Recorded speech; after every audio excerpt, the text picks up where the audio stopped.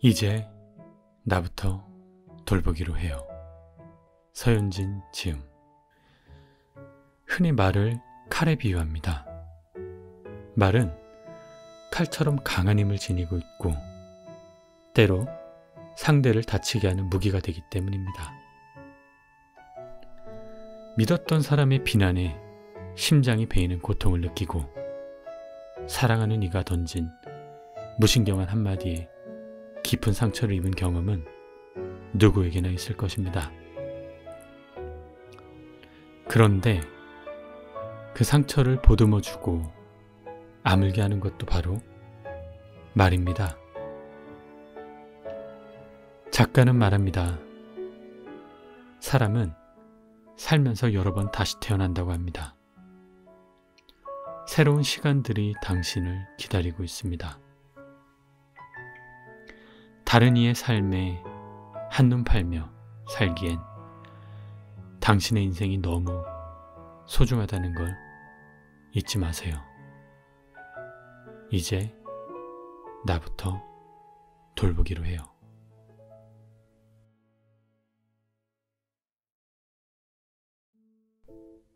내가 나인 것이 좋다. 자신을 사랑할 줄 아는 사람은 외롭지 않습니다. 자신의 긍정적인 면은 다른 사람들로부터 좋은 평가를 받고 칭찬을 듣기도 합니다. 하지만 부정적인 면과 어둡고 상처 입은 내면까지 진심으로 사랑해주는 사람은 찾기 어렵습니다. 그래서 우리는 외로움을 느낄 수밖에 없습니다. 온전한 나 자체로 사랑받지 못한다는 생각이 결핍과 외로움을 만들기 때문입니다. 우리가 갓난아기 시절 부모로부터 받았던 사랑은 무조건적인 사랑입니다. 부모는 갓난아기가 어떤 일을 해도 왜 그렇게 하느냐 하고 이유를 묻지 않습니다. 부모의 사랑에는 설명이 필요 없고 논리와 설득도 필요 없습니다. 내 자식이기에 그냥 받아주고 사랑하는 것입니다. 우리가 성인이 되면 스스로 자신의 내면에 있는 어린아이에게 이러한 사랑을 주어야 합니다. 내면의 아이는 때때로 질투와 욕망에 사로잡혀 괴로워합니다. 불안과 두려움에 눈물을 흘리기도 합니다. 죄책감과 피해의식으로 우울해하기도 합니다. 이 아이를 다독이고 사랑해줄 사람은 나 자신밖에 없습니다. 나는 내가 나인 것이 참 좋다. 진심을 담아 이렇게 말해주세요. 외로움이 조금씩 사라질 것입니다.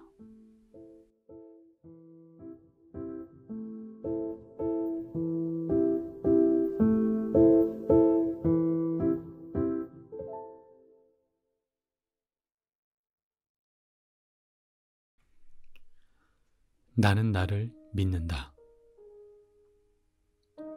인생이라는 여정에는 우리가 상상하지 못한 무수한 일들이 예정되어 있습니다. 더 좋은 경험을 할 것이라는 기대를 갖고 적극적으로 인생을 마주하는 사람과 나쁜 일이 일어나지 않기를 바라며 방어적인 자세로 인생을 사는 사람 사이에는 큰 차이가 있습니다. 전자에게 인생은 즐거운 모험으로 가득 찬 여행이지만 후자에게 인생은 두렵고 고단한 고행일 뿐입니다. 그럼 이 둘의 차이는 무엇일까요? 인생을 두려움 없이 살아가는 사람들에게는 어떤 일을 하고 그 결과가 어떠하든 마지막 순간까지 자신을 믿고 응원해주는 사람이 있습니다. 그 사람은 바로 자기 자신입니다. 내가 가장 의지해야 할 사람은 바로 나 자신입니다.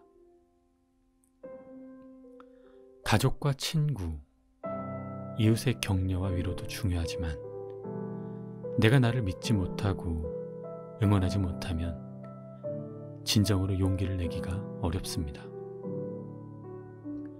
어떤 일을 하든 어떤 결과가 생기든 나는 나를 믿어야 합니다. 나는 나를 응원해야 합니다. 나는 나를 믿는다 라는 말은 아무리 많이 해도 지나치지 않습니다.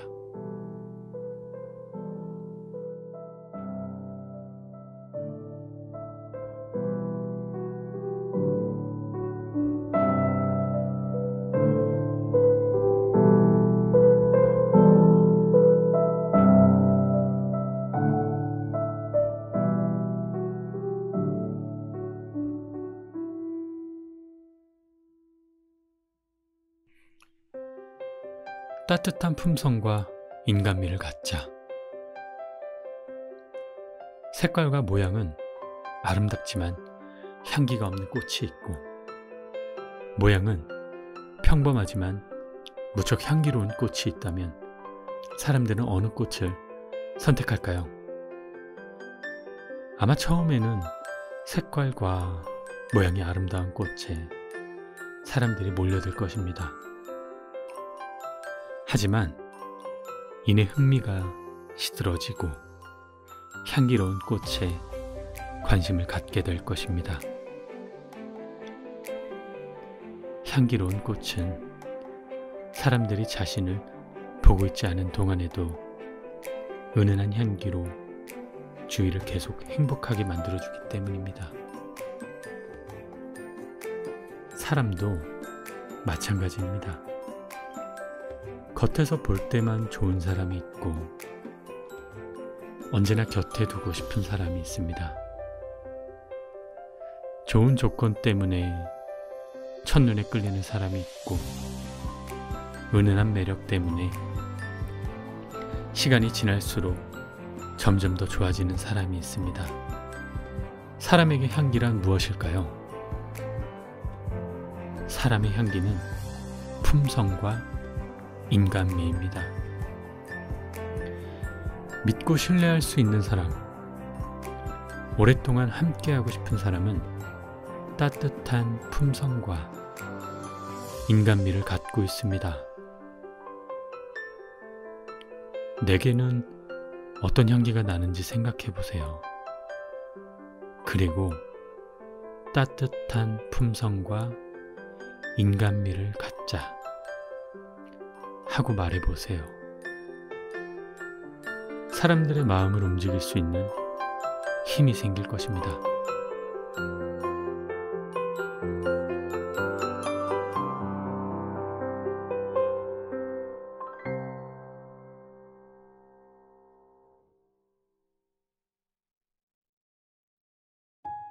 나는 날마다 발전하고 있다. 살다 보면 자신이 너무 게으르고 아무것도 이루지 못한 채 나이만 먹은 것 같다는 생각이 들 때가 있습니다. 그러나 지금 우리가 가진 경험이나 지혜는 어느 특정한 날에 우연히 얻은 것이 아닙니다. 그저 흘러가기만 하는 것 같은 하루 속에 멋진 비밀의 순간들이 숨어 있습니다. 나는 날마다 발전하고 있다. 지금보다 더 성장하고 싶다면 이렇게 말해야 합니다. 진심으로 변화를 받아들이고자 하는 마음과 지금보다 더 성장하고자 하는 의지를 말을 통해 표현해야 합니다.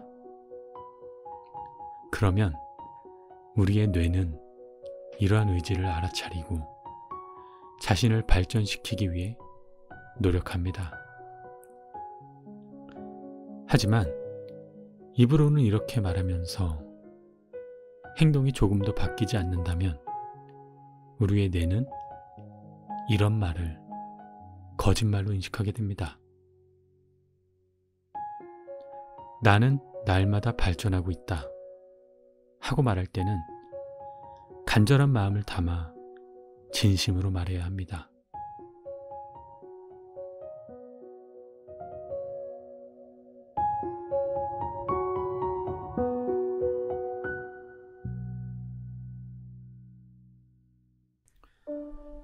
일단 해보자. 처음 시도하는 일을 할 때는 누구나 두렵기 마련입니다. 실패할 가능성이 높기 때문이죠. 그러나 첫 시도에서 성공하는 일은 드물 뿐더러 바람직하지도 않습니다. 기본기를 쌓을 소중한 기회를 스스로 놓치게 되기 때문이죠. 도전과 실패가 한 쌍이라는 사실을 당연하게 받아들일 때 우리는 기꺼운 마음으로 도전하고 실패하고 마침내 성공할 수 있습니다.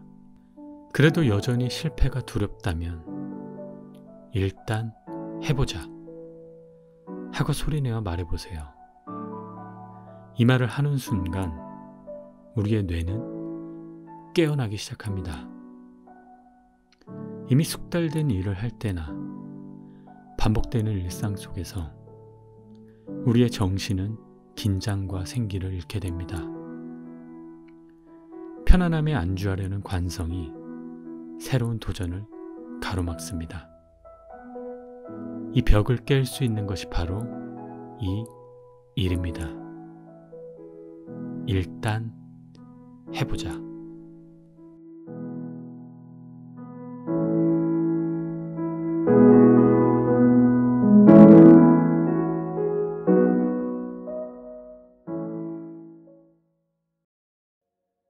더 많이 도전할 것이다. 미국의 한 언론사가 90세 이상의 노인들을 상대로 인생에서 가장 후회되는 것이 무엇이냐고 물었습니다. 90%의 사람이 이 질문에 다음과 같이 대답했다고 합니다. 좀 더 모험을 해보았더라면 좋았을 것을.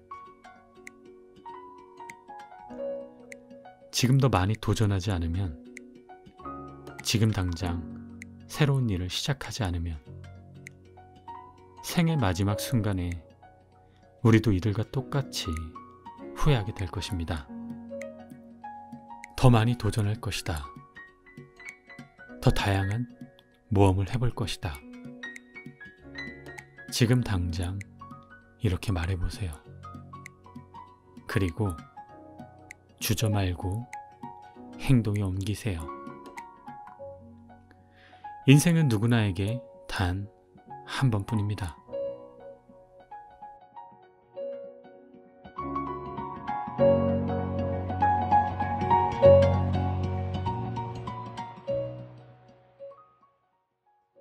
비우고 채우자. 삶의 의욕은 어떨 때 생길까요? 부족한 것을 채우고 싶을 때 우리는 의욕을 갖게 됩니다.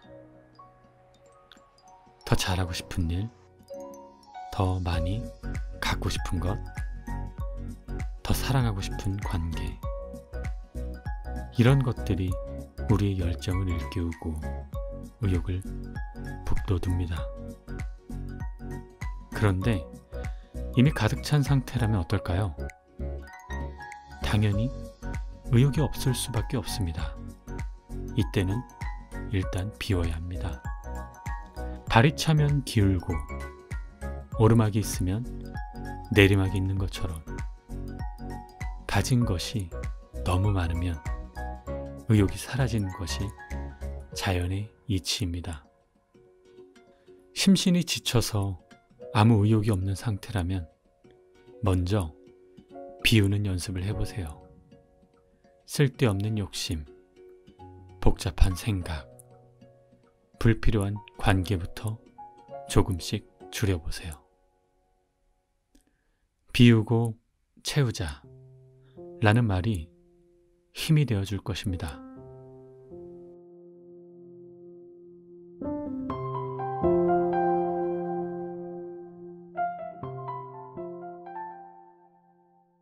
이만하면 괜찮다.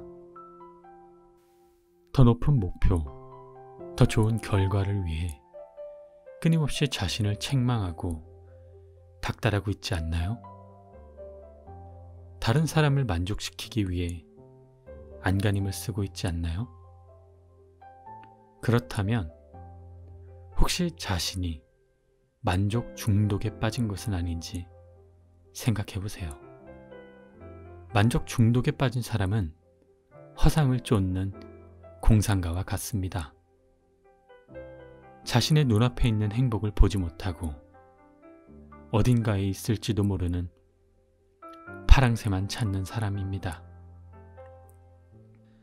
행복은 의무가 아니라 권리입니다. 행복은 목표가 아니라 과정입니다. 행복은 미래가 아니라 현재입니다. 만족할 줄 아는 것이야말로 행복한 사람들의 가장 큰 능력이자 특권입니다. 지금 당장 이만하면 괜찮아 하고 말해보세요. 이 말을 하는 순간 눈앞에 있는 행복이 보일 것입니다.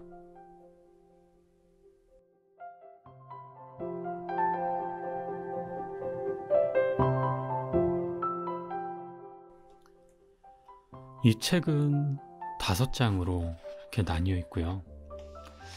우리가 보통 타인에게 조언을 해주거나 힘내라고 말을 해주거나 할 때 조언을 많이 하곤 하죠. 그런데 이 책을 읽고 나서 제가 느꼈던 점은 나 스스로에게 조언을 많이 해준 적이 있었나? 떠올려 봤는데 그렇지 못하고 지내왔던 것 같아요. 주변을 둘러보았지만 나 자신을 한 번 더 둘러보지 못했고 내 감정을 한 번 더 돌보지 못했구나 라고 느꼈고 내 스스로에게 칭찬을 많이 하는 그런 계기가 됐던 책인 것 같아요.